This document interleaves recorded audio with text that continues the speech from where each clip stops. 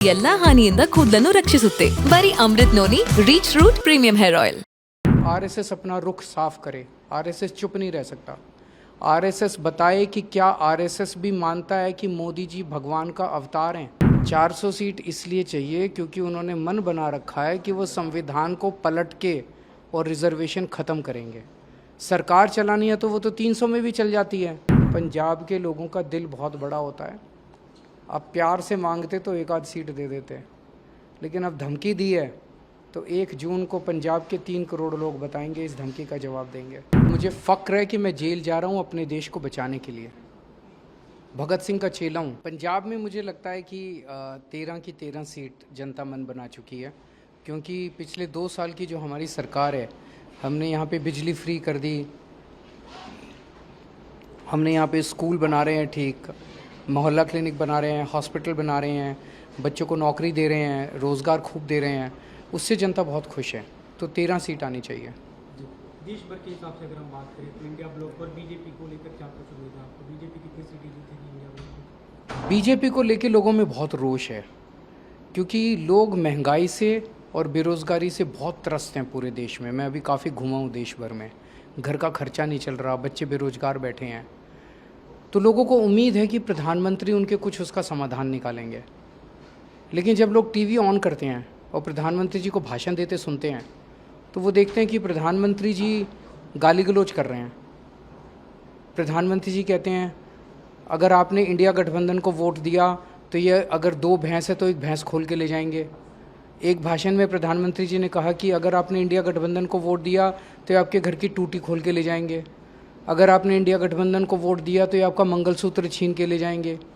बॉम्बे में जाके प्रधानमंत्री बोले कि शरद पवार भटकती आत्मा है, उद्धव ठाकरे अपने पिताजी की नकली संतान है। लोग गाली तो नहीं सुनना चाहते। लोग ये उम्मीद करते हैं कि हमारे प्रधानमंत्री कोई पेट्रोल सस्ता करने की, डीजल सस्ता करने की बात कहेंगे, कुछ महंगाई से कोई रोज़गार की बात करेंगे। तो लोग बहुत नाराज़ हैं। एक तरफ तो परेशानी हो रही है और दूसरा उनके प्रधानमंत्री बस गाली गलौज में पड़े हुए हैं। और आजकल प्रधानमंत्री जी कुछ अलग ही दुनिया में हैं। वो अभी पिछले 10-12 इंटरव्यू अगर आपने उनके देखे हों, तो प्रधानमंत्री जी अब खुल के बोल रहे हैं कि मैं आम इंसान नहीं हूँ, मैं भगवान का अवतार हूँ, मैं अपनी माँ की पेट से पैदा नहीं हुआ, मैं इस पृथ्वी पे प्रकट हुआ हूँ। मैं आपके माध्यम से देश के लोगों से पूछना चाहता हूँ, क्या आप भी मानते हो कि मोदी जी भगवान हैं? हम रामचंद्र जी को मानते हैं, कृष्ण जी को मानते हैं, हम हनुमान जी को मानते हैं, शिव जी को मानते हैं, वाहिगुरु जी को मानते हैं। मोदी जी को भगवान कैसे मान सकता है कोई? और आजकल इनके पूरे चेले चपाटे भी उनको, संबित पात्रा कहते हैं कि भगवान जगन्नाथ मोदी जी के भक्त हैं।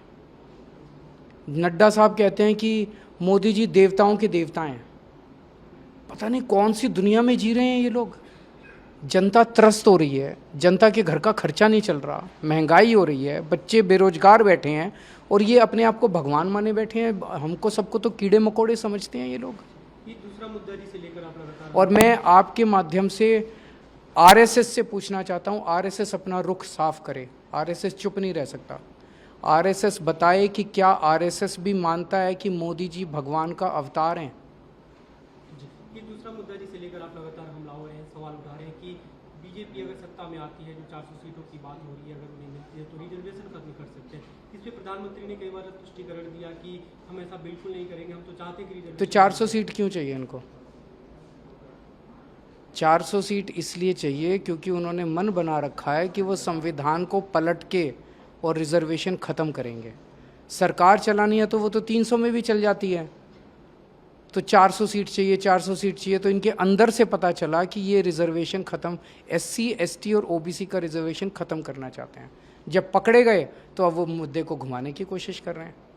पंजाब के इन दिनों की आपकी जो कैंपेन हो रहे हैं, जो रैली रोड शो है, गृह मंत्री अमित शाह का जो हालिया बयान था, उसे लेकर आप लगातार सवाल उठा रहे हैं कि पंजाब की सरकार खत्म कर दी जाए। भारत के इतिहास में पहली बार ऐसा हुआ गया कि कोई गृह मंत्री किसी राज्य में आता है। अभी लुधियाना आए 2 दिन पहले गृह मंत्री जी, और पंजाब के लोगों को धमकी दे के गए हैं, खुलेआम धमकी, गुंडागर्दी, कि 4 जून के बाद पंजाब के लोगों ने जो सरकार चुनी है उस सरकार को बर्खास्त कर देंगे, गिरा देंगे और तुमने जो मुख्यमंत्री चुना उस मुख्यमंत्री को हटा देंगे।